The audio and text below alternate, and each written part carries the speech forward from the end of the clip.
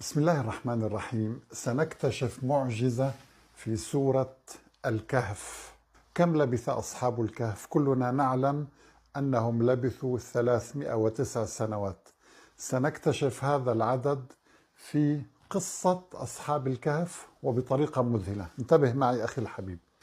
القصة تبدأ هنا: أم حسبت أن أصحاب الكهف والرقيم كانوا من آياتنا عجبا حتى نصل إلى لنعلم أي الحزبين أحصى لما لبثوا أمدا. هذه أول كلمة تتحدث عن لبث أصحاب الكهف. لبثوا هنا، نحن نقص عليك نبأهم بالحق. إذن هنا بدأت القصة، من عند لبثوا بدأت.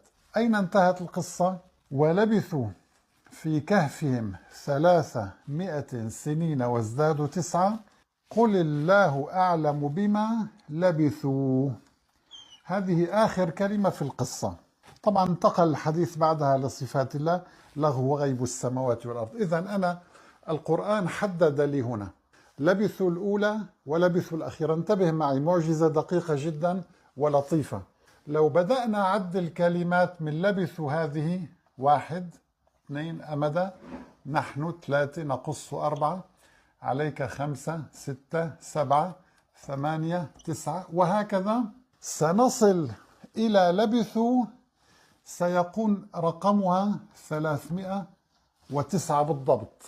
رقم كلمة لبثوا هنا 309. انظر معي أخي الحبيب، يعني عدد الكلمات من لبثوا الأولى إلى لبثوا الأخيرة 309. طيب، العجيب جدا أن كلمة 300 ما هو ترتيبها؟ دقق معي.